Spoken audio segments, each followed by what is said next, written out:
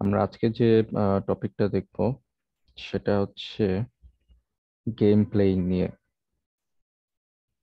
তো এতদিন আমরা যেগুলো দেখছি সেগুলো ছিল নর্মাল সার্চিং, তারপরে কনস্ট্রেন্ট স্যাটিসফ্যাকশন প্রবলেম, তারপরে হচ্ছে ন্যাচারাল ল্যাঙ্গুয়েজ প্রসেসিং। এগুলো ছিল আহ, কিছুটা কি বলে ভাস্ট অ্যাপ্লিকেশন ডোমেন নিয়ে। কিন্তু আরেকটা খুব ইম্পর্টেন্ট ডোমেন আছে, সেটা হচ্ছে গেম প্লেইং। এটা পুরোটাই কাইন্ড অফ বুদ্ধির বেসিসে কাজ করবে। আদার্স যে বিষয়গুলো ছিল সেগুলোতে জাস্ট আপনার আর্কিটেকচার গুলো দরকার ছিল। মানে একটা এজেন্ট যদি চিন্তা করি, আমাদের আর্কিটেকচার প্লাস প্রোগ্রাম দুইটাই দরকার ছিল। কিন্তু গেম প্লেইং এর ক্ষেত্রে আমরা যদি চিন্তা করি, আমরা নর্মালি গেম প্লে করি হচ্ছে বিভিন্ন কম্পিউটারে অথবা মোবাইলে, মানে ডিভাইসে আসলে প্লে করি। তো ডিভাইসটা আসলে তার কোনো ফিক্সড কোনো স্ট্রাকচার নাই। ওই যে গেম প্লেইং এর যে এজেন্টটা, তার কিন্তু কোনো ফিক্সড কোনো স্ট্রাকচার নাই। তার যে বিষয়টা থাকে সেটা হচ্ছে পুরোটাই ইন্টেলিজেন্স, মানে বুদ্ধিমত্তার যে বিষয়টা। তো গেম প্লেইংটা আসলে কি, এখানে কি রকম প্লেয়ার থাকে, এইটার সাথে অন্যান্য টপিকের কি ডিফারেন্স, এইগুলা নিয়ে আমরা ডিসকাস করব। এবং গেম প্লেইং এর ক্ষেত্রে কয়েকটা বলে ইন্টারেস্টিং অ্যালগোরিদম আছে। অ্যালগোরিদম বলতে আহ, কি বলে কাইন্ড অফ ডিসিশন মেকিং, একটা চয়েস থাকে। তো সেই চয়েস গুলো আমরা কিভাবে নিতে পারি সেগুলো নিয়ে ডিসকাশন করব। ঠিক আছে। সো অলরেডি আমরা বলে ফেলছি যে গেম আসলে কোনগুলা। আমরা নর্মালি যদি রিয়েল লাইফেও চিন্তা করি, আমরা আহ, সময় কাটানোর জন্য বিভিন্ন ধরনের ইন্টারাকশন করে থাকি মানুষের সাথে। তো তার একটা ইন্টারাকশন লেভেল হচ্ছে গেম প্লে করা। অর্থাৎ আমরা মানুষরা নিজেরা নিজেরা বিভিন্ন ধরনের গেম যেমন খেলতে পারি, ঠিক একইভাবে আমরা যদি চিন্তা করি যে আমরা এআই এর হেল্প নিব, অর্থাৎ আমি নিজে একজন সিঙ্গেল প্লেয়ার, আমার এখন প্লেয়ার অন্য প্লেয়ার নেওয়া সম্ভব না, তো তখন কি হবে? তো তখন ডেফিনেটলি আমাকে এজেন্টের সাহায্য নিতে হবে। তো তখন আমরা যেটা করতে পারি, আমরা হচ্ছে এই প্রোগ্রাম চিন্তা করতে পারি, এআই প্রোগ্রাম, এবং সেটার মাধ্যমে আমরা প্লে করতে পারি। তো আমরা যদি গেম প্লেইং এর কথা চিন্তা করি, বুদ্ধি দিয়ে খেলতে হয় এরকম গেমগুলোর কথা যদি চিন্তা করি, তাহলে দেখতে পাবো যে দাবা খেলা অথবা আম, বিভিন্ন ধরনের অনলাইন কার্ড যে গেমগুলো আছে সেগুলা, তারপর হচ্ছে আদার্স আরো অনেকগুলো গেম থেকে থাকে। তো সেগুলো হচ্ছে এআই এর মধ্যে পড়ে। তো এআই এর মধ্যে ওই গেমগুলোই আসলে পড়বে যেখানে প্লেয়ার শুধুমাত্র আপনি। হ্যাঁ, বাকিটা হচ্ছে অটোমেটিক প্লে হচ্ছে। তো ওই যে অটোমেটিক প্লেটা হচ্ছে, ওই প্লেটা হচ্ছে এআই নিজে হ্যান্ডেল করতেছে। আর আপনি যে প্লে করতেছেন সেটা আপনি হ্যান্ডেল করতেছেন ডেফিনেটলি। সো এইখানে এন্টিটি থাকবে, ধরেন যে মাল্টিপল এন্টিটি থাকলেও একটা এজেন্ট হবে হচ্ছে এআই। তো এখানে আপনারা দুইজন তিনজন বন্ধু মিলেও খেলতে পারেন, কিন্তু অবশ্যই সেখানে একটা থার্ড পার্টি হিসেবে আপনার এআই এজেন্ট থাকতে হবে, তাহলেই আমরা সেটাকে বলতে পারবো এআই এর মধ্যে সেটা একটা গেমের পর্যায়ে পড়বে, এআই গেমস। কিন্তু যদি চারজন মিলে, আপনার চারজন ফ্রেন্ড মিলে যদি একটা প্লেতে জয়েন হন এবং চারজন মিলে ইন্টারাকশন করতেছেন, এটা কিন্তু আসলে এআই না। মানে শুধু যদি আপনার চারজন বন্ধুরা মিলেই খেলেন, তাহলে এটা কিন্তু কোনো এআই হবে না। এআই তখনই হবে যদি এখানে আমাদের থার্ড কোনো এন্টিটি থাকে, যে কিনা অটোনোমাসলি প্লে করতেছে। সো এই যে প্লে করতেছে, তো এই প্লে করতে গেলে গেমের হচ্ছে অনেক অনেক স্টেট তৈরি হয়। হ্যাঁ, যেমন আমি যদি একটা দাবা খেলার কথা যদি চিন্তা করি, দাবা খেলাতে 8x8 সাইজের একটা গ্রিড আছে। তো এই গ্রিডের মধ্যে আমি কিভাবে চাল দিব, অপোনেন্ট কিভাবে চাল দিবে, সেটা কিন্তু আসলে কোনো ফিক্সড ধরাবাঁধা নিয়ম নাই। হ্যাঁ, নিয়ম আছে বলতে যেটা থাকে যে কতগুলা গেম প্লেইং এর জন্য ফিক্সড কতগুলো রুল আছে। কিন্তু আমি কোথায় চাল দিব, আমি চাল দিলে আরেকজন কোন জায়গায় চাল দিবে, এইটা কিন্তু আসলে আমি ফিক্সড করে দিতে পারবো না। ঠিক আছে। তার মানে এই জিনিসটা টোটালি হচ্ছে র্যান্ডমাইজড হয়ে যাচ্ছে। আমি আমার চয়েস যেমন ডিসাইড করতে পারি সিচুয়েশনের বেসিসে, তো অপোনেন্টও কিন্তু তার চয়েস ডিসাইড করতে পারে সিচুয়েশনের বেসিসে। এখন সে চাইলে ভালো চালও দিতে পারে, মানে সে চাইলে এমন একটা অপটিমাল চাল দিল যেটাতে হয়তো বা চেকমেট হয়ে গেল, সেটা চাইলে সে করতে পারে। আবার না চাইলেও কিন্তু করতে পারে, মানে সে আপনাকে চেকমেট করতে চাচ্ছে না, তো অন্য কোনো চাল দিয়ে দিত, এটা কিন্তু হইতে পারে। সো এখানে যে কোন চালগুলো হবে আর কোনগুলো হবে না সেটা কিন্তু আসলে আমরা শুরুতে বলতে পারবো না। সো এইটাই হচ্ছে স্টেট স্পেস, যে আমরা যখন গেমটা খেলতেছি, আমি একটা চাল দিলে নতুন একটা স্টেট স্পেস তৈরি হচ্ছে, আর একজন চাল দিলে, অপোনেন্ট চাল দিলে আরো একটা স্টেট স্পেস তৈরি হচ্ছে। তো এইভাবে যদি চেস গেমের ক্ষেত্রে স্টেট স্পেস গুলো চিন্তা করা হয়, তাহলে দেখা যাবে যে স্টেট স্পেস হচ্ছে চেস গেমের ক্ষেত্রে 2 two the power, sorry, 10 two the পাওয়ার 120 হয়তো বা স্টেট হইতে পারে, যেটা কিনা হিউজ একটা নাম্বার। সো এই যে হিউজ নাম্বার, এত এত এত চয়েস, এইটা আসলে এজেন্টের মধ্যে নিয়ে আসা বা প্রোগ্রামের মধ্যে নিয়ে আসা খুবই ক্রিটিক্যাল একটা বিষয়। সো এখানে ফিক্সড কোনো স্টেট এখানে মেনটেন করা হয় না। তো এখানে লজিক বেসিসে অ্যাকশনস গুলো দেওয়া হয়, যাতে করে আম, কি বলে চালগুলো মিনিমাইজড হয়।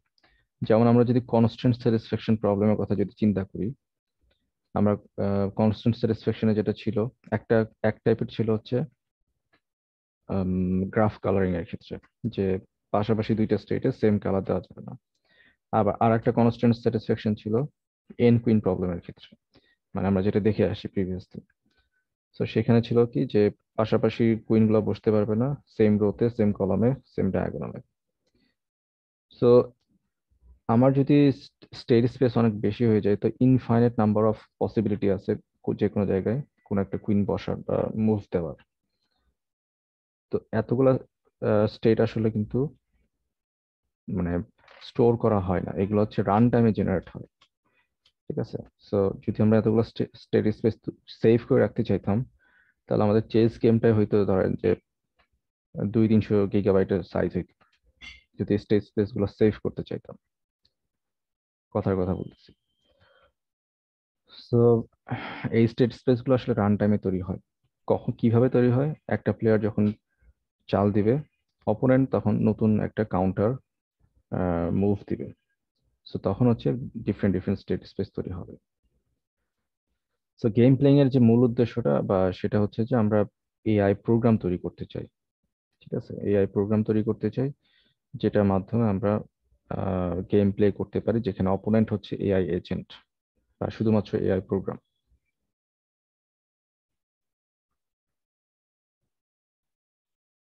সো এই কথাগুলো মোটামুটি বলেই ফেলছি, বা হিন্টস আপনারা পেয়ে গেছেন যে গেম প্লেইং এর এনভায়রনমেন্টটা কিরকম হবে। গেম প্লেইং এর এনভায়রনমেন্টটা হচ্ছে দুই ধরনের হয়ে থাকে। বেসিক্যালি সেটা হচ্ছে সিঙ্গেল এজেন্ট অথবা মাল্টি এজেন্ট এনভায়রনমেন্ট। সো তবে মূল কথাটা হচ্ছে গেমস যখন বলবো তখন সেটা অবশ্যই মাল্টি এজেন্ট এনভায়রনমেন্ট হইতে হবে। অর্থাৎ গেম শুধুমাত্র একজন থাকা যাবে না, মানে এআই গেমস এর ক্ষেত্রে। এমনি আমরা ধরেন মোবাইলে যে হাবিজাবি কতগুলো গেম আছে, পাজল সলভিং আছে, ওইটা কিন্তু আসলে সিঙ্গেল প্লেয়ার গেম, ওটা ওটা আসলে গেম না, মানে এআই গেম না, জাস্ট গেম। কিন্তু এআই এর পার্সপেক্টিভ থেকে গেম হইতে গেলে অবশ্যই মাল্টি এজেন্ট এনভায়রনমেন্টে হইতে হবে। ঠিক আছে। সো এখানে যেটা ইম্পর্টেন্ট সেটা হচ্ছে একজন এজেন্ট যে মুভটা দিবে, সেটা ডেফিনেটলি আদার এজেন্টের সাকসেস বা ফেইলিওরের উপর ইম্প্যাক্ট তৈরি করতে হবে। মানে মুভ দিলাম কিন্তু কোনো ইম্প্যাক্ট হইলো না, তাহলে কিন্তু গেম হবে না। হ্যাঁ, অর্থাৎ আমি গিয়ে মুভ দিলাম, অপোনেন্টও তখন কাউন্টার মুভ দিবে। কাউন্টার মুভ দেওয়া মানে কি, এখানে প্রতিযোগিতা থাকতে হবে। আমি মুভ দিলাম আর একজন মুভ দিলে, এমনি এমনি মুভ দিলাম, এটা হলে হবে না আসলে। তো প্রতিযোগিতা থাকতে হবে। এখন প্রতিযোগিতার আবার কিছু লেভেল আছে। প্রতিযোগিতার লেভেল হচ্ছে কোঅপারেটিভ, আর এটা হচ্ছে কম্পিটিটিভ। কোঅপারেটিভ মানে হচ্ছে সহযোগিতামূলক, আর কম্পিটিটিভ মানে হচ্ছে প্রতিযোগিতামূলক। এটা অ্যাকচুয়ালি টোটালি প্রতিযোগিতামূলক, অর্থাৎ কেউ কাউকে ছাড় দিবে না, মানে যে যার নিজের গোলকে ম্যাক্সিমাইজ করতে আগ্রহী এই কম্পিটিটিভের ক্ষেত্রে। আর কোঅপারেটিভে যেটা হয়, দুইজন মিলে একটা পার্টিকুলার গোল অ্যাচিভ করতে চায়। ঠিক আছে। দুইজন মিলে একটা পার্টিকুলার গোল অ্যাচিভ করতে চায়।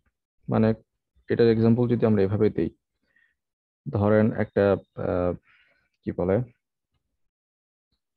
বাজারের কথা যদি চিন্তা করি, বাজারও চিন্তা করা লাগবে না, যে দুইটা পাশাপাশি দোকান চিন্তা করেন। তো দুইটা পাশাপাশি যদি দোকান থাকে, একটা দোকানে একটা প্রোডাক্ট দাম বলতেছে 10 টাকা, পাশের দোকানে সেম প্রোডাক্টের দাম বলতেছে 12 টাকা। তাহলে কার কাছ থেকে প্রোডাক্টটা নিবে আসলে ক্রেতা যারা থাকবে?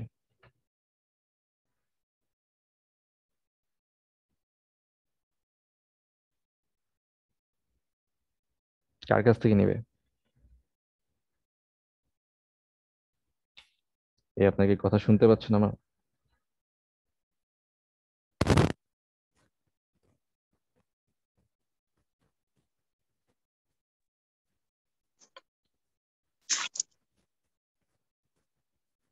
আমার তো মনে হচ্ছে সবাই হচ্ছে ক্লাসে জয়েন করে ঘুমায় গেছে। স্যার, আমার নেটওয়ার্ক খুব আনস্টেবল, আমি না ভালো ক্লিয়ার করে শুনতে পাচ্ছি না আপনার কথা। আচ্ছা, যারা শুনতে পাচ্ছেন তাদের কথা বলতেছি। জি স্যার, শুনতে পাচ্ছি। একটু ক্লাসে সবাই মনোযোগ দেন, মনোযোগ দেন। আপনি জয়েন হয়ে যদি থেকে থাকি শুধু, তাহলে কিন্তু লাভ নেই। তো যেটা বলতেছিলাম, যে ধরেন দুইটার দোকান আছে, যে দুইটার দোকানে একই প্রোডাক্ট, সেম প্রোডাক্ট, একজন বিক্রি করতেছে 10 টাকায়, একজন বিক্রি করতেছে 12 টাকায়। সো ডেফিনেটলি ক্রেতা কোথায় আকৃষ্ট হবে? 10 টাকায় যে বিক্রি করছে। রাইট, কারণ এই জায়গাতে সে দাম কম পাচ্ছে। তাহলে এখন কথা হচ্ছে যে দুইজনই সেম প্রোডাক্ট যদি বিক্রি করে, তাহলে এবং দুইজনই যদি কম্পিটিটিভ এনভায়রনমেন্টে থাকতে চায়, তখন তারা দাম কমাবে নাকি বাড়াবে, সেটা আসলে কোন জিনিসের উপর ডিপেন্ড করবে? এটা কিন্তু আসলে কঠিন একটা কোশ্চেন। কে দাম কমাবে বা কে দাম বাড়াবে, সেটা আসলে ডিপেন্ড করতেছে তাদের মেন্টালিটির উপরে। এখন মনে করতে পারেন কেউ একজন বলে যে না, আমার প্রফিট বেশি দরকার নাই, আমি কম প্রফিটে বিক্রি করে দিব, তো সে কিন্তু 10 টাকাতেই রাখতে পারে। আবার কেউ যদি বলে যে না, আমি অনেক কষ্ট করছি, আমার এখানে একটু টাকা বেশি দরকার, তো সে হয়তো 12 টাকাতেই রাখবে। এটা গেল সিনারিও, কিন্তু আসলে বিক্রি হয়ে যাবে 10 টাকার গুলো আগেই বিক্রি হয়ে যাবে, এরপর হয়তো বা 12 টাকার গুলো বিক্রি হবে। ঠিক আছে। কিন্তু কোঅপারেটিভে যেটা হবে, যে দুইজনই ধরেন এই প্রোডাক্টটা বিক্রি করতে গেলে দুইজনই চুক্তি করবে যে না, চলো আমরা সেম দাম ধরি। তাহলে যদি আমরা সেম দাম ধরি, তাহলে ক্রেতা এখানেও আসতে পারে, এখানেও আসতে পারে। তো এইখানে যদি এই দোকানে যদি বেশি ভিড় হয়, তখন ক্রেতা এখানে চলে আসবে, অথবা এই দোকানে যদি বেশি ভিড় হয়, তখন ক্রেতা হয়তো বা এখানে চলে আসবে। এবং এইটাই কিন্তু একটা সিন্ডিকেটের মতো হয়ে যেতে পারে। আমরা যে অনেক সময় রোজার যে দাম টাম বৃদ্ধির কথা বলতেছি, এটা সিন্ডিকেট সিন্ডিকেট করি আমরা। তো এইটা কিন্তু কাইন্ড অফ সিন্ডিকেটের মতো হইতে পারে, কারণ সিন্ডিকেট বললো যে সব দোকানে তারা এগ্রি করলো, কোঅপারেটিভ হইলো যে না, আমরা 100 টাকা করে বিক্রি করবো, কোনো দোকানে 100 টাকার নিচে কম বিক্রি করবে না। তাহলে কিন্তু আসলে কিছু করার নাই। প্রোডাক্ট তারা 10 টাকা দিয়ে কিনছে, তারা কিন্তু বলতেছে না, এখন আমরা 100 টাকাতেই বিক্রি করবো। তাহলে কিন্তু আসলে কোনো কিছু করার নেই, যদি না হায়ার অর্ডার থেকে কোনো কিছু করে। তো এইটা খুবই মারাত্মক একটা জিনিস, যে কোঅপারেটিভের ক্ষেত্রে যদি তারা সেম দাম চুজ করে, এবং সেটা যদি কাস্টমার ওরিয়েন্টেড না হয়, তাহলে সমস্যা। যাই হোক, ওটা অন্যদিকে চলে যাচ্ছে। তো মূল বিষয়টা হচ্ছে যে আমাদের কোঅপারেটিভে দুইজন সেম জিনিস বা সেম ইন্টারেস্ট নিয়ে কাজ করে। আর কম্পিটিটিভে হচ্ছে দুইজন একজন আরেকজনের সাথে প্রতিযোগিতা করে, যে আমি বেশি বিক্রি করবো বা আমি কম বিক্রি করবো না, আমার লাভ বেশি হইতে হবে, এইসব নিয়ে। আচ্ছা। সো কম্পিটিটিভ যে গেমটা বা কম্পিটিটিভ যে ইনভায়রনমেন্টটা, মাল্টি এজেন্ট ইনভায়রনমেন্টটা, এটাই আসলে অ্যাডভার্সারিয়াল প্রবলেম। অ্যাডভার্সারিয়াল প্রবলেম, এটাকে বলা হচ্ছে গেম। এআই টার্মসে বলা হচ্ছে গেম। সো তার মানে আমরা যেটা বুঝতে পারতেছি, এআই গেম হইতে গেলে সেখানে কম্পিটিটিভনেস থাকতে হবে, মাল্টি এজেন্ট ইনভায়রনমেন্ট হইতে হবে। এই দুইটা জিনিস যদি এনশিওর হয়, তাহলে আমরা সেটাকে বলবো অ্যাডভার্সারিয়াল প্রবলেম অথবা গেম। এইটা হচ্ছে গিয়ে খুব সুন্দর একটা ছোট্ট ডেফিনেশন, যে এআই তে আমরা গেম কাকে বলি। আচ্ছা, সো এখন যদি আমরা কম্পারিজন দেখি, সার্চিং এবং গেম, এই দুটোর মধ্যে যদি কম্পারিজন দেখি, সার্চিং হচ্ছে নন অ্যাডভার্সারি, অর্থাৎ সিঙ্গেল প্লেয়ার গেম। তার মানে কি, আমরা যে বিএফএস ডিএফএস বা নর্মাল যে সার্চিং গুলো করলাম, আদার্স যে সার্চিং গুলো ছিল, হিউরিস্টিক, এ স্টার সার্চ, এগুলোতে একটা সিঙ্গেল এন্টিটি থাকে যে কিনা ডিসাইড করে যে আমাকে কোন জায়গা থেকে কোন জায়গায় যেতে হবে, বা আমার এই লোকেশনটা বেটার হবে না ওই লোকেশনটা বেটার হবে। হ্যাঁ, মানে তার একটা পার্টিকুলার গোল নিয়ে সে কাজ করে। So এটা হচ্ছে non adversary single player game. ঠিক আছে। So solution is method for finding goal. এখানে জাস্ট গোল ফাইন্ড করা হয়, সার্চিং এর ক্ষেত্রে গোল ফাইন্ড করা হয়, এবং কিছু ইভালুয়েশন ফাংশন থাকে যেটা অলরেডি আমরা দেখে আসছি। আর গেম যেটা যেটা অর্থাৎ অ্যাডভার্সারি, যেটা অ্যাডভার্সারি মাল্টিপ্লেয়ার এজেন্টের যে ইনভলভমেন্ট, সেখানে যেটা হয়, সেখানে আনসার্টেনিটি থাকে। আনসার্টেনিটি মানে হচ্ছে প্লেয়াররা যে সকল মুভ দিবে সেটা ফিক্সড না, তার ইচ্ছার উপর ডিপেন্ড করে। হ্যাঁ, তার ইচ্ছার উপর কিন্তু ডিপেন্ড করতেছে। তার মানে আমি কখনো সার্টেনলি বলতে পারবো না যে পরবর্তীতে সে এই কাজটা করবে, বা আমি একটা কাজ করে ফেললাম, আমি কখনো বলতে পারবো না এক্স্যাক্টলি যে অন্য এজেন্ট অমুক কাজটা করবে। তো এটা আমি বলতে পারবো না। তো এখানে আনসার্টেনিটি থাকবে। তারপর হচ্ছে এখানে আরেকটা জিনিস হইতে পারে যে time limit forces approximate solution, মানে এখানে টাইম লিমিটেশন থাকতে পারে। যেমন আমাদের দাবা খেলায় যদি ঘন্টার পর ঘন্টা যদি চিন্তাই করতে থাকে, তাহলে তো একটা খেলা শেষ করতেই তো আমার সারাদিনও লাগে যেতে পারে, কিন্তু ওইটা তো সম্ভব না। সো টাইম লিমিটেশনের ক্ষেত্রে আমাদের আহ, যদি ফোকাস থাকে, সেক্ষেত্রে যেটা হবে যে টাইম দেখে যত তাড়াতাড়ি সুইটেবল সলিউশন দেওয়া যায় একটা তারা থাকবে। এই জন্য দেখবেন যে দাবা খেলা অনেক সময় ক্লক দেওয়া থাকে, যে কে কত ফাস্ট মুভ গুলা দিচ্ছে সেটা মেজার করার জন্য। হ্যাঁ, তার টোটাল টাইম কত লাগতেছে একটা গেম শেষ করতে, যে একজন কতটুকু টাইমে তার মুভ গুলা দিয়ে কমপ্লিট করতে পারতেছে আর একজন কতটুকু দিচ্ছে। তো টাইমের বেসিসে কিন্তু সলিউশনটা অ্যাপ্রক্সিমেট হইতে পারে। ইভালুয়েশন ফাংশনটা হচ্ছে, এই ক্ষেত্রে ইভালুয়েশন ফাংশন ডেফিনেটলি আছে।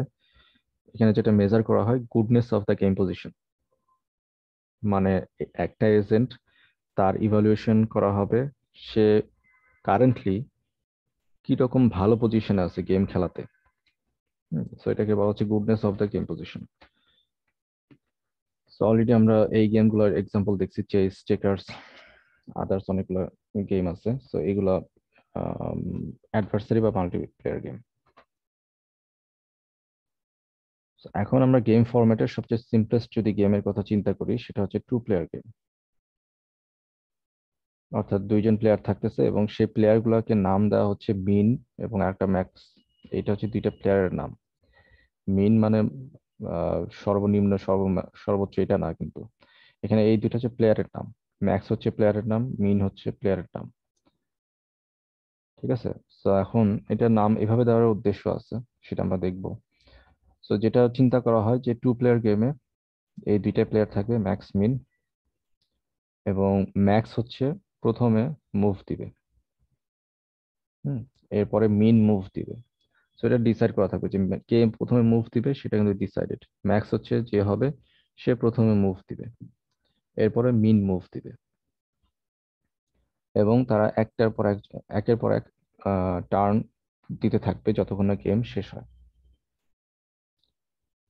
সো ম্যাক্সের যে কাজ হবে, সে হচ্ছে যে মুভটা দিবে, সে মুভ দিলে সে ইনিশিয়াল তার কিছু স্টেট থাকবে, পোর্ট কনফিগারেশন, আদার্স হবে যে ইনফরমেশন তার কাছে থাকবে, তার সাকসেসর ফাংশন থাকবে ডেফিনেটলি, সেটাতে মুভ থাকবে, লিস্ট অফ মুভ থাকবে। আচ্ছা, একটু হোল্ড করেন।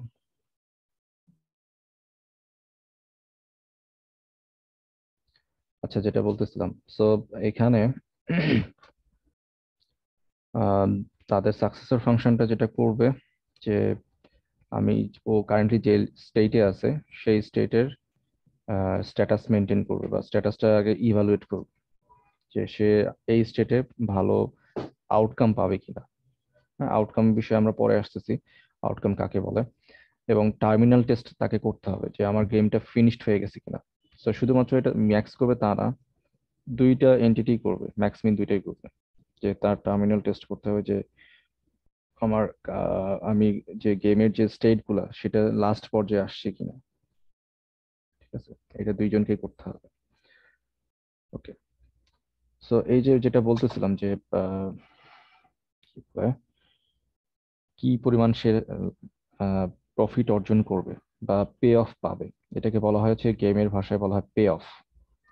হ্যাঁ, পে অফটা হচ্ছে তার গেইন কিরকম হবে, বা তার একটা গেম বা একটা কি বলে মুভ দেওয়ার পরে তার যে ইনক্রিমেন্টাল প্রফিট সেটা কিরকম হবে, সেটাকে আমরা বলতেছি পে অফ।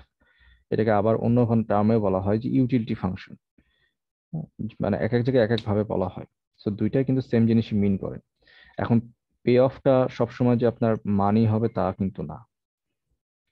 হ্যাঁ, এটা কিন্তু বোঝার বিষয় আছে যে পে অফ কিন্তু সবসময় মানি হবে না। এটা এমন হইতে পারে যে আমি কারেন্টলি যে স্টেটে আছি সেটার গোলের যে গোলে পৌঁছানোর জন্য যে আমার আউটকামটা দরকার, এটা ম্যাথমেটিক্যাল যে কোনো একটা ভ্যালু হইতে পারে। ইউটিলিটি বলতে আমরা যেটা বুঝি, ইউটিলিটি বলতে কিন্তু কখনো মানি বোঝায় না। ইউটিলিটি বলতে বোঝায় যে আমি উপযোগিতা, অর্থাৎ কোন একটা কাজ করলাম আমি, সেই কাজ করলে আমার কি কিরকম বেনিফিট হচ্ছে। বেনিফিটটা মানিও হইতে পারে, বেনিফিটটা মেন্টাল স্যাটিসফ্যাকশন হইতে পারে, বেনিফিটটা আমার আদার্স বিষয় হইতে পারে। পে অফ আসলে কিন্তু সবসময় মানি হবে না। তো এখন এই গেমের ক্ষেত্রে মানে মিন ম্যাক্স গেমের ক্ষেত্রে পে অফটা হচ্ছে দুই ধরনের হয়। হ্যাঁ, পে অফটা হচ্ছে দুই ধরনের হয়। ম্যাক্সের ক্ষেত্রে যেটা হবে, ম্যাক্স যদি জিতে তাহলে তার ম্যাক্সিমাম পে অফ হচ্ছে +1, আর যদি হেরে যায় তাহলে -1, এবং যদি ড্র হয় তাহলে 0। এটা বলা হচ্ছে টিকট্যাক টো যে গেমটা ছিল, টিকট্যাক টো গেমটা, এই যে এই গেমটা মানে ক্রস জিরো দিয়ে 3x3 গ্রিডে আমরা যদি বসাইতাম, এইভাবে যদি গেমটা প্লে হয় তাহলে এটা, এই গেমের ক্ষেত্রে আমাদের পে অফ তিনটা হইতে পারে। +1 মানে উইন, -1 মানে লুজ, আর ড্র মানে হচ্ছে 0। এটা হচ্ছে পে অফ। সো এখন আসতেছে সার্চ সার্চ স্পেস ট্রিটা আমরা পরে দেখতেছি। এখানে আরেকটা জিনিস বিষয় আছে যে পারফেক্ট ডিসিশন গেম আর হচ্ছে ইমপারফেক্ট ডিসিশন গেম, এইটা আসলে কি। সো পারফেক্ট ডিসিশন গেমটা আমরা যদি চিন্তা করি, তা আমরা যদি ফিগারটা দেখি, এইখানে দেখেন জাস্ট প্রথম যে মানে মুভটা দেওয়া হবে, প্রথম মুভ কে দিবে বলছিলাম? ম্যাক্স দিবে। ম্যাক্স দিবে। হ্যাঁ, ম্যাক্স দিলে ম্যাক্স প্রথম যদি দেয়, ম্যাক্স এই যে এখানে গ্রিডটা যদি দেখি 3x3 গ্রিড, অর্থাৎ 9 সেল। তো ম্যাক্স কিন্তু এই 9 সেলের যে কোনো একটা জায়গাতে দিতে পারে। সো এইটা হচ্ছে তার ম্যাক্সের পসিবল মুভ দেওয়ার স্পেস। ঠিক আছে, যে কোনো স্পেসে দিতে পারে। ঠিক একইভাবে ম্যাক্স যদি ধরেন এই জায়গাতে মুভ দিছে, মানে 1 1 সেলে মুভ দিছে প্রথমটা, এখন ম্যাক্স যদি এই সেলে দিয়ে থাকে, মিনের দেওয়ার স্কোপ আছে কয়টা ঘরে?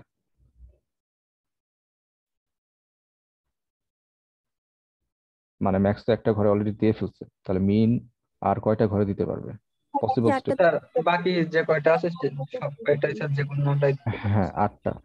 তার মানে দেখেন এই ম্যাক্সের এই চয়েসের জন্য মিনের 8টা চয়েস এখানে কিন্তু তৈরি হবে। ঠিক আছে, তার মানে কি, এই যে প্রত্যেকটা ব্রাঞ্চ যদি আমরা চিন্তা করি তাহলে হিউজ পরিমাণে কিন্তু ব্রাঞ্চ তৈরি হয়ে যাচ্ছে। অর্থাৎ এখানে 9টা, পরবর্তীতে প্রত্যেকটার জন্য আরো 8টা করে চয়েস তৈরি হচ্ছে।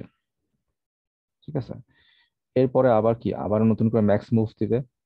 ম্যাক্স মুভ দিলে তা সে তখন ঘর পাবে 7টা। তো এইটার প্রত্যেকটা হচ্ছে 7টা করে আবার স্টেট তৈরি করবে। এরপরে আবার মিন মুভ দিবে, সে পাবে 6টা। সে আবার কি, আবার আরো অনেকগুলো মুভ হবে। So স্যার এইভাবে, 9 ফ্যাক্টরিয়াল হয়ে যাবে। স্যার তাহলে ফ্যাক্টরিয়াল সিস্টেম। হ্যাঁ, এইভাবে কিন্তু আসলে মুভ গুলা বাড়তেছে বাড়তেছে। এখন ঘটনা হচ্ছে সব ক্ষেত্রেই কিন্তু আমার আসলে সেটা এতগুলা স্টেট স্পেস তৈরি নাও হতে পারে। যেমন এই ক্ষেত্রে দেখেন এই ক্ষেত্রে দেখেন আমরা কিন্তু টার্মিনাল স্টেটে আগেই পৌঁছে যেতে পারি। আবার কিছু ক্ষেত্রে দেখেন টার্মিনাল স্টেটে সবগুলা ঘরে মুভ দেওয়ার পরে পৌঁছাইছে। আবার এটাতে দেখেন টার্মিনাল স্টেটে আগেই পৌঁছে গেছে। মানে টার্মিনাল হবে কখন? লুজ হইলে, উইন হইলে, অথবা ড্র হইলে। এই তিনটা কেস হচ্ছে টার্মিনাল। সো ম্যাক্স যদি লুজ করে তাহলে তার ইউটিলিটি হচ্ছে -1। ঠিক আছে, ম্যাক্স হচ্ছে যেহেতু ক্রস দিক ছিল, সো দেখেন এই জায়গাতে ম্যাক্স হচ্ছে লুজ করছে, সো তার ইউটিলিটি -1। এই জায়গাতে ড্র হয়েছে 0, আর এই জায়গাতে ম্যাক্স জিতে গেছে, সো +1। এইভাবে আসলে স্টেট স্পেস তৈরি হচ্ছে। তো কোশ্চেনটা ছিল যে পারফেক্ট ডিসিশন ইমপারফেক্ট ডিসিশন কখন হবে। সো পারফেক্ট ডিসিশন তখনই হবে যদি আমার কমপ্লিট সার্চ স্পেস ট্রি পুরোটা, এই যে আমরা যে সার্চ স্পেস ট্রি দেখতেছি, এই পুরোটা ঘুরে ট্রাভার্স করে যদি আমরা সলিউশনটা বের করতাম, তাহলে সেটা হয়তো পারফেক্ট ডিসিশন গেম। ঠিক আছে, মানে complete search space tree traverse করবে বা যাচাই বাছাই করে আনসার তৈরি করবে বা জাজ করবে যেটার কে জিতছে, তাহলে সেটা হবে পারফেক্ট ডিসিশন গেম। আর ইমপারফেক্ট ডিসিশন গেম হচ্ছে ডেফিনেটলি তার উল্টাটা হবে, যে কমপ্লিটলি সার্চ করবে না, কিছু ব্রাঞ্চ আগে থেকেই কাট অফ করে দিবে।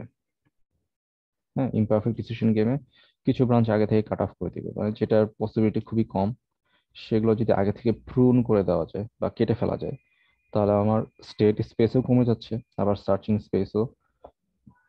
সার্চিং কমপ্লেক্সিটি এবং টাইম দুইটাই কম লাগবে। তো ওইটা তখন আবার হবে ইমপারফেক্ট ডিসিশন গেম। এটা হচ্ছে পার্থক্য। স্যার এন কুইনটা কি পারফেক্ট ডিসিশন?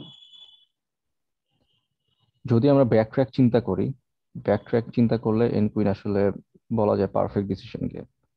কারণ এখানে সবগুলো পসিবল স্টেট না হোক, অ্যাটলিস্ট যেটা ভ্যালিড স্টেটে যতক্ষণ না যাবে ততক্ষণ পর্যন্ত সে কিন্তু সার্চ করতেই থাকবে। জি স্যার।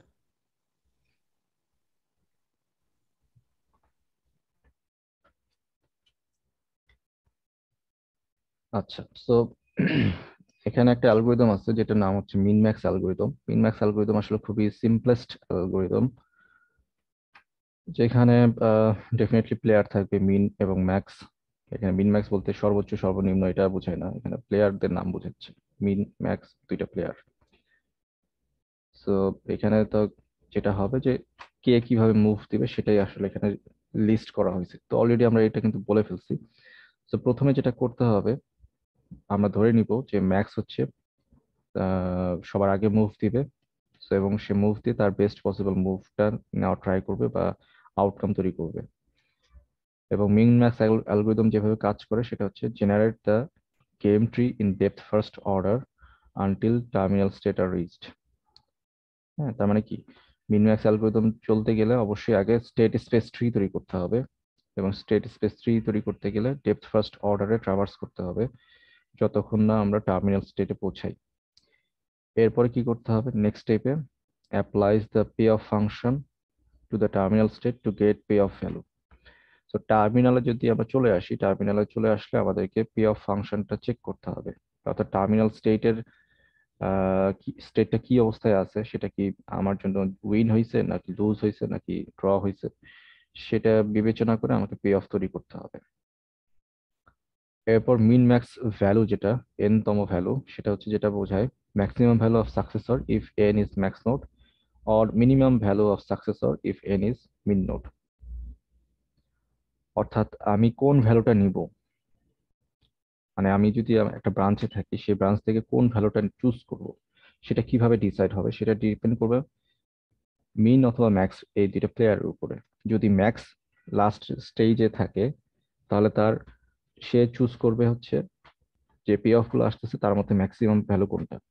আর যদি মিন থাকে সবার লাস্ট স্টেজে, তাহলে সে চুজ করবে যে পে অফ গুলো আসতেছে তার মধ্যে মিনিমাম কোনটা। ঠিক আছে, আমরা উদাহরণ দেখি তাহলে বুঝতে পারবো। ধরেন এটা হচ্ছে আমাদের স্টেট স্পেস ট্রি। এইটা যদি স্টেট স্পেস ট্রি হয়ে থাকে, তাহলে এই লেভেলে ম্যাক্স হচ্ছে প্রথমে প্লে করবে। ম্যাক্স প্লে করলে এরকম 3টা ডিসিশন হয়তো বা হচ্ছে। এরপরে এই স্টেটে মিন প্লে করবে, বিন প্লে করলে এরকম আরো কতগুলো স্টেট তৈরি হচ্ছে এবং সবগুলো টার্মিনাল নোডে পৌঁছাইছে। তো টার্মিনাল নোডে যখন আমরা পৌঁছাইলাম, এখন আমাদের বের করতে হবে পে অফটা, বা কোন পে অফটা আসলে আমার প্রোপাগেট হবে রুট পর্যন্ত। তো সেটা ডিসাইড করার জন্য যেটা করতে হয় মিন ম্যাক্স অ্যালগরিদমের ক্ষেত্রে, এইখানে দেখেন কোন প্লেয়ারটা প্লে করছে সবার লাস্টে সেটা দেখতে হবে। এখানে হচ্ছে মিন প্লেয়ারটা প্লে করছে, তাহলে এই নোডে যে ভ্যালুটা আসবে সেটা হচ্ছে এইখানে যে টার্মিনাল গুলো আছে তার মিনিমাম ভ্যালুটা আসতে হবে। ঠিক আছে, সো এই টার্মিনাল নোডের মধ্যে মিনিমাম কোনটা? স্যার আরেকবার বলবেন, বুঝতে পারিনি বিষয়টা। আচ্ছা, এখানে দেখেন আমরা তো বলতেছি যে দুইটা প্লেয়ার প্লে করতেছে। সো প্রথমে ম্যাক্স প্লে করলে তার পসিবল স্টেট হচ্ছে, চয়েস স্টেট হচ্ছে এইটা হবে। এটা তো আমরা বুঝতেছি। এরপরে যদি মিন প্লে করে, মিন প্লে করলে এই স্টেটে যদি ম্যাক্স যে চাল দিছিল তার এগেনস্টে মিন আরো হয়তো বা তিনটা স্পেস তৈরি করছে। মিনের তিনটা চয়েস ছিল, সেই চয়েসের কারণে তিনটা স্টেট স্পেস তৈরি হয়েছে। এবং এখানে যে ভ্যালুগুলো দেখতে পাচ্ছি, এখানে ভ্যালু চলে আসে মানে এটা টার্মিনালে চলে আসছে। ঠিক আছে, এই জায়গাতে কিন্তু কোনো ভ্যালু থাকবে না ইনিশিয়ালি, কিন্তু এই নোটগুলোতে কিন্তু কোনো ভ্যালু থাকবে না। এইগুলো আমরা কেটে দিই, এটার কারণে হয়তো কনফিউজ হয়ে যাচ্ছে। ইনিশিয়ালি এই নোটগুলোতে কোনো ভ্যালু থাকবে না, টার্মিনাল থেকে ভ্যালুগুলো প্রোপাগেট হবে, মানে পে অফ গুলো প্রোপাগেট হবে আসলে। ঠিক আছে, সো কিভাবে প্রোপাগেট হবে সেটা হচ্ছে ডিসিশনের বিষয়। সো এই জায়গাতে সবার লাস্টে প্লে করছে, টার্মিনাল নোডে আসার আগে সবার লাস্টে প্লে করছে মিন প্লেয়ার। তো জি স্যার। মিন প্লেয়ার যেহেতু প্লে করছে, তাহলে ও চুজ করবে যে কি বলে পে অফ গুলো আসতেছে তার মধ্যে মিনিমাম যেটা সেটাকে চুজ করবে তার পে অফ হিসাবে। ঠিক আছে, তো সে এখান থেকে দেখতে পাচ্ছে যে সে যদি তার স্টেট স্পেস চেক করে, সে দেখতে পাচ্ছে তিনটা পসিবল পে অফ তার আছে, মানে সে ঠিক নিতে আছে। পারবে। হ্যাঁ, তো যেহেতু সে মিন প্লেয়ার, তো তার টার্গেট হবে কি মিন প্রফিটটা নিতে। তো এখানে আসবে 3, এই তিনটা চয়েস থেকে।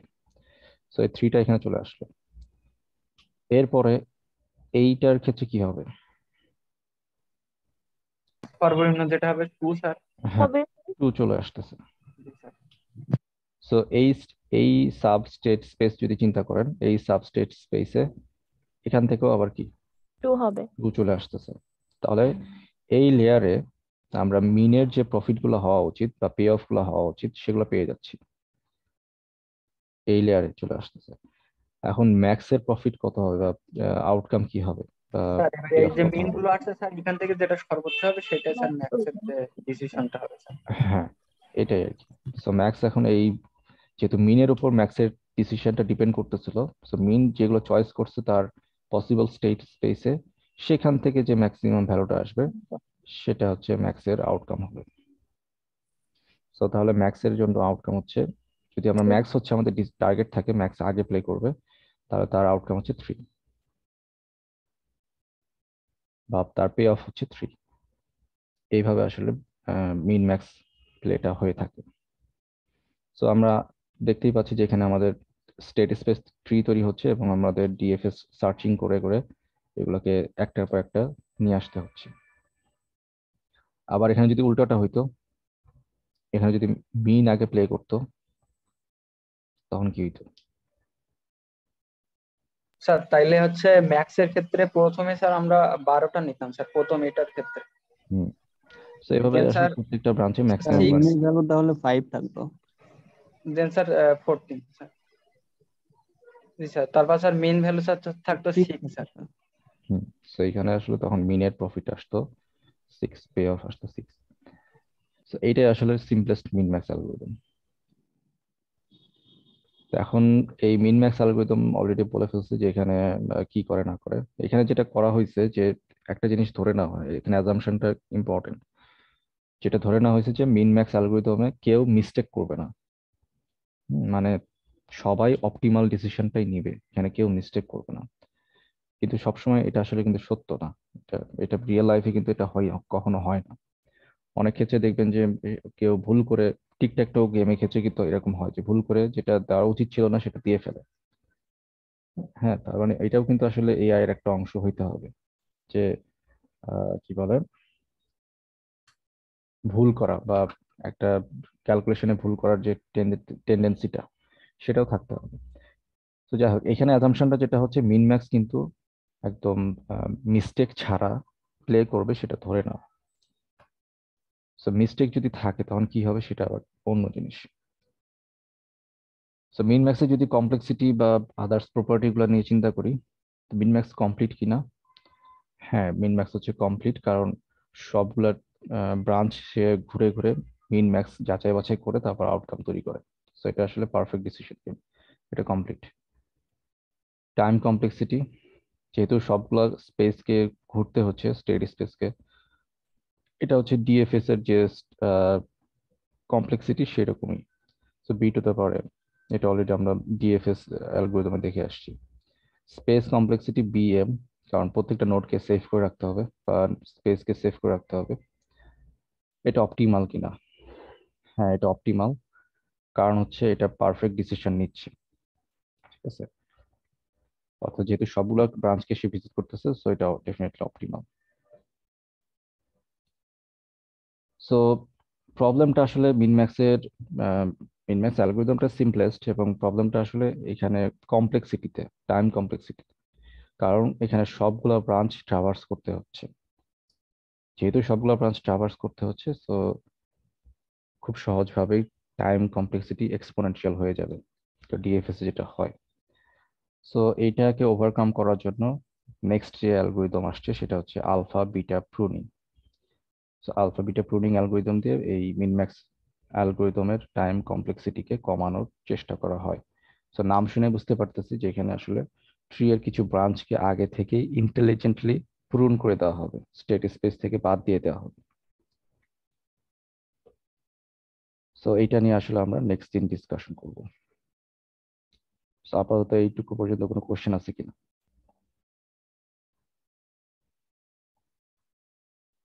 ওকে, স্যার মিন ম্যাক্স অ্যালগরিদমটা রিয়েল লাইফ গেমে কিভাবে কাজ করতেছে একটু যদি শর্টে বলতেন। ওই যে আমাদের টিকট্যাকটো গেমটা যদি খেয়াল করি তাহলে তো হয়ে যাচ্ছে, যেখানে কি হবে, মিন ম্যাক্স অ্যালগরিদম ইন্টার কাউন্টার ভাবে তারা প্লে করবে। কিন্তু স্যার হাই ভ্যালু নেওয়ার এই লো ভ্যালু এই বিষয়টা স্যার। এটা ডিপেন্ড করতেছে যে আমরা যে কোন স্টেটে আছি। মানে আমরা যদি পে অফটা চিন্তা করি, এই যে পে অফ গুলা বা ইউটিলিটি গুলা, এই জি স্যার। ইউটিলিটি গুলা কার পার্সপেক্টিভ থেকে চিন্তা করব, আমরা কে আগে কাকে উইন ডিসাইড করতে চাচ্ছি তার পার্সপেক্টিভ থেকে। সো যদি ম্যাক্সের পার্সপেক্টিভ থেকে চিন্তা করি তাহলে ম্যাক্সের ক্ষেত্রে যেটা হবে, পে অফ গুলা ম্যাক্সিমাম ভ্যালু হইতে হবে, তাছাড়া সে জিততে পারবে না। আর মিনিমামের কথা যদি চিন্তা করি, মিনিমামের ক্ষেত্রে পে অফটা মিনিমাম হইতে হবে। হ্যাঁ, মিনিমাম যে নোট বা প্লেয়ার আছে, এই ক্ষেত্রে কিন্তু মিনিমাম প্লেয়ারটা জিতছে বা মিন প্লেয়ারটা জি স্যার। জিতছে, কারণ তার পে অফটা সবচেয়ে মিনিমাম। ঠিক আছে, সো এইভাবে আসলে প্রপাগেট হবে যে আমরা কে আগে প্লে করছে। এই ভ্যালুগুলো যদি টার্মিনাল স্টেট থেকে যদি আমরা একটার পর একটা ব্রাঞ্চ দিয়ে প্রপাগেট করি, তাহলে কিন্তু এখানে চলে আসবে যে কে জিতছে। আর সেটা আসলে দরকার হয় না, যদি এটা যদি আমাদের টার্মিনাল স্টেটে ডিসিশন হয়ে যেতে পারে। এখানে যেহেতু কনক্রিট ভ্যালু আছে যে কে জিততে পারতেছে, এটা কিন্তু আসলে প্রপাগেট হওয়ার দরকার নেই। কিন্তু কনক্রিট ভ্যালু যদি না থাকে যে কে জিততেছে বা কে হারতেছে, অর্থাৎ আম, এই যে এই এক্সাম্পলটা যেটা দেখলাম, এখানে কিন্তু কে জিততেছে হারতেছে এটা কিন্তু বোঝা যাচ্ছে না। এখানে জাস্ট ভ্যালুগুলো টার্মিনাল ফাংশনে পৌঁছে গেছে, কার কত পে অফ হবে সেটা ক্যালকুলেট করছে। এখানে কিন্তু হার জিত ক্যালকুলেট করে না, এখানে শুধুমাত্র পে অফটা ক্যালকুলেট হয়েছে। কিন্তু মিন ম্যাক্সের ক্ষেত্রে যেটা হয়েছে, এখানে টার্মিনাল স্টেটে পৌঁছালে সরাসরি বলে দেওয়া যাচ্ছে যে কে হারছে বা কে জিতছে। হ্যাঁ, তো জি স্যার। এটা হচ্ছে এই কথা।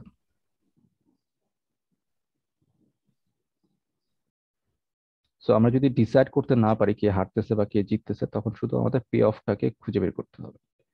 তো এই কারণে তখন এইটা চেহারাটা এরকম হচ্ছে যে এটা পে অফটা প্রপাগেট হচ্ছে রুট পর্যন্ত।